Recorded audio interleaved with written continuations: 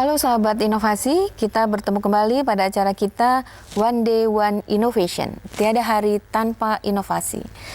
Pada saat ini kami berada di Science Technopark, yaitu tempat transfer teknologi, inkubasi teknologi yang bertema khusus di bidang pertanian dan peternakan. Dan telah hadir salah satu dari inovator dan sekaligus tenan Science Technopark kita, yaitu Mas Aldrian, yang produknya ini. Nama produknya adalah Aminobiotik. Seperti apa sampai mempunyai produk ini, kita bincang dengan yang bersangkutan. Halo Mas Aldrian, apa kabar? Baik. Sehat ya? Ya, alhamdulillah. Wah, hebat nih, sudah punya produk sendiri nih. Gimana sekarang lancar penjualannya? Ya, alhamdulillah ada masukan dari penjualan. Alhamdulillah. Nah, kita dalam acara One Day One Innovation ingin memberikan inspirasi kepada kawan-kawan, terutama kawula muda, bahwa kita sebetulnya punya peluang besar untuk berinovasi. Nah, contohnya ini.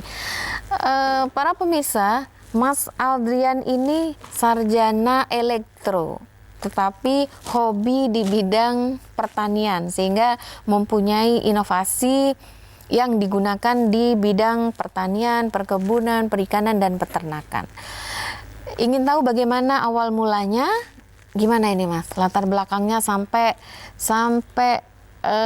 mempunyai inovasi ini, sampai meriset untuk ini. Sebenarnya ini dari hobi ya. Saya sendiri hobi itu dari hobi agrikultur, aquakultur.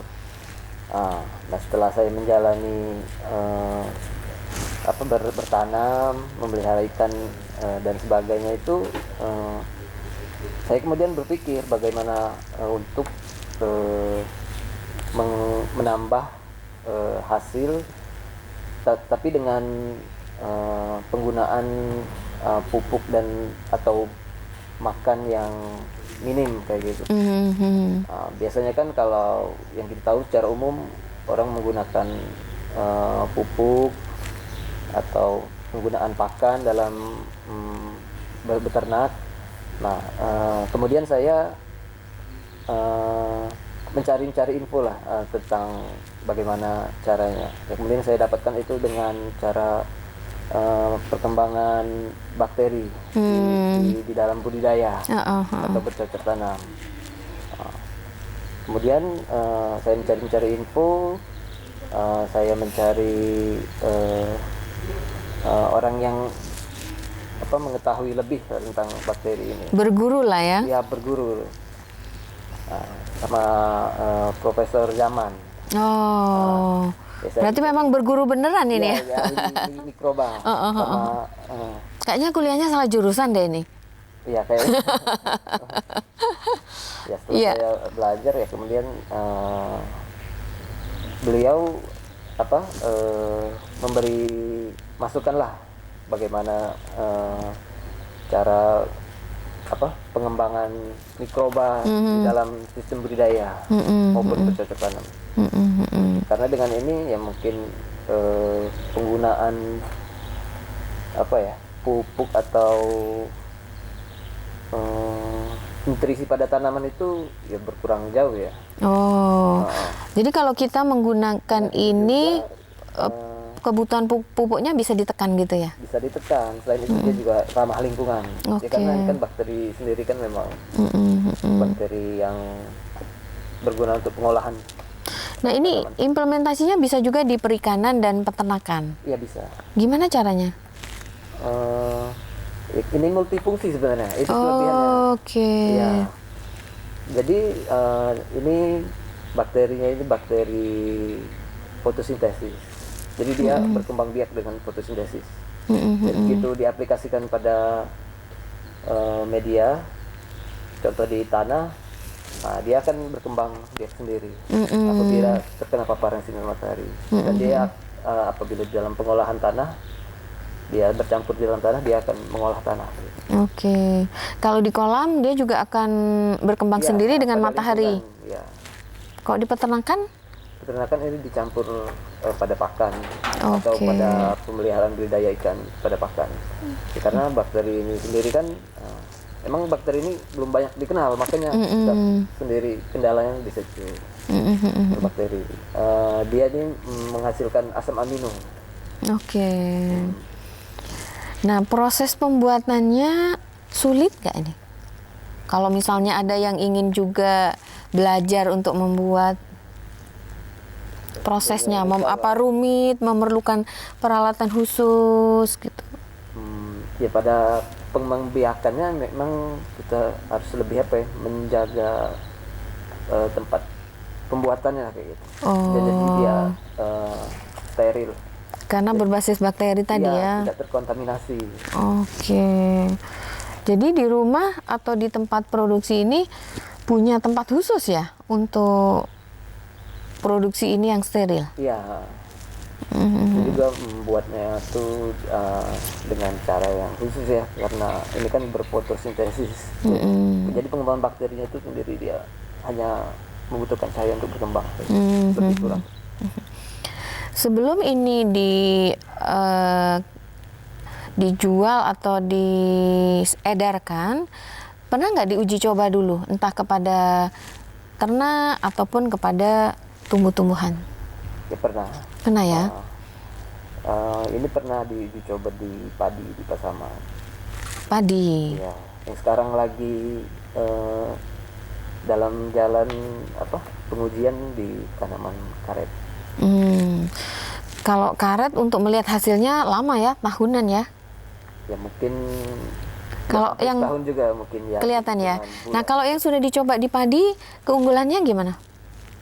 Dia di padi justru dia lebih sempurna lah kalau aplikasinya pada sawah gitu. Karena sawah sendiri kan kita kan genangan air di sawah kan, cahaya matahari sangat menyerapkan sangat. Bisa diinformasikan nggak misalnya perbedaannya kalau menggunakan aminobiotik ini, kemudian panennya akan lebih produktif atau kualitas berasnya berbeda gitu? Ada datanya? Nah, ini pada kalau di padi ini apa sih yang ininya? Gabah. Butiran apa? Oh, butiran yang yang pecah maksudnya? Bukan. Kalau padi itu kalau dia kan bercabang itu menjadi berapa itu? Nah, itu lebih. Oh, yang dia akan menjadi butiran padi itu ya, cabang-cabang itu? Iya, itu lebih. Saya soalnya ini bukan ahli pertanian ini. Lebih dari normal lah, lebih dari biasanya kayak gitu. Oke, pemirsa, jadi kalau menggunakan ini, padinya itu akan bercabangnya lebih banyak, sehingga butiran-butiran padinya itu akan menjadi lebih banyak lagi, karena dia kan berkembang ya, lebih rimbun ya. Iya, lebih banyak ini. Ya, lebih banyak padinya. Kalau di peternakan itu dicampur sama pakan juga. Ada ininya nggak? Ada pernah sudah diuji, di riset, ternyata keunggulannya kalau pakai ini, pakannya dicampur ini, apa lebih cepat pertumbuhan berat badannya atau seperti apa? Sebenarnya kalau di pakan untuk pertumbuhannya sih belum riset jauh ya. Tapi sejauh ini mungkin nutrisinya, karena kan mengandung asam amino, tambahan nutrisinya. Artinya ini tinggi protein ya dibandingkan dengan tanpa dicampur ini. Dan B12. B12. Oh, ada kandungannya ya di sini ya? Ada. Oke. Kandungan proteinnya tinggi ya. Protein, asam aminonya tinggi, kemudian vitamin B-nya, B1, B2, B6, B12, vitamin A, vitamin E, dan mengandung karotenoid yang tinggi sebagai imunostimulan dan mempercepat pertumbuhan pada tanaman, perikanan, dan peternakan. Kalau untuk manusia enggak ya? Ya. Jangan nanti keracunan ya. Lebih baik jangan. Nah ini sementara kan di Jepang sendiri udah dijadiin minuman. Wow, pemirsa, ini di Jepang menjadi minuman. Nah, mungkin ada satu langkah lagi nanti inovasinya yang apa ya, penyempurnaan dari ini dikhususkan untuk manusia ya. Ya, nanti kami tunggu inovasi berikutnya. Kalau seandainya ada kawan-kawan yang minatnya sama nih, ingin belajar tentang pembuatan aminobiotik ini, bagaimana caranya? Bisa langsung menghubungi Mas Aldrian? Iya, bisa. Bisa ya? Bisa share pengetahuan, share ilmunya ya? Bisa, ya. Bisa. Nah, sebaliknya juga kalau seandainya nanti ada wirausaha atau pengusaha yang ingin memproduksi ini menjadi skala lebih besar, kira-kira bisa bekerja sama nggak? Bisa. Bisa ya. Nah, mudah-mudahan kami berharap tayangan ini ditonton oleh para pengusaha, khususnya pengusaha-pengusaha muda kita yang sangat adaptif terhadap inovasi-inovasi. Silahkan menghubungi Mas Aldrian, bisa bekerja sama agar ini bisa diproduksi lebih besar lagi sehingga manfaatnya bisa lebih luas untuk masyarakat. Yang terakhir, hambatannya apa ini? Pasar atau penetrasi pasarnya? Kan kadang-kadang masyarakat ini menerima sesuatu yang baru kan agak perlu waktu. Ya, perlu pendekatan kepada masyarakatnya. Gitu. Iya. Memang hambatannya pada pemasaran karena sejauh ini. Tapi alhamdulillah ada aja kayak gitu. Kita tawarkan, ada orang yang memang berminat dan memakai produk kita. Selama ada yang sudah mencoba, ada buktinya, mudah-mudahan biasanya yang lain ngikut sih biasanya. Tapi memang kalau untuk pertama, untuk merubah dari kebiasaan, ini memang kadang-kadang agak perlu waktu ya. Padahal yang kita ajak ini perubahan yang lebih menguntungkan bagi masyarakat, baik petani maupun peternak ikan maupun di peternakan. Nah, untuk kawan-kawan pemirsa yang kawula muda, para milenial, silahkan kalau ada yang ingin disampaikan atau apa harapan dari Mas Aldrian kepada kawan-kawan. Harapan saya kepada anak-anak muda ya,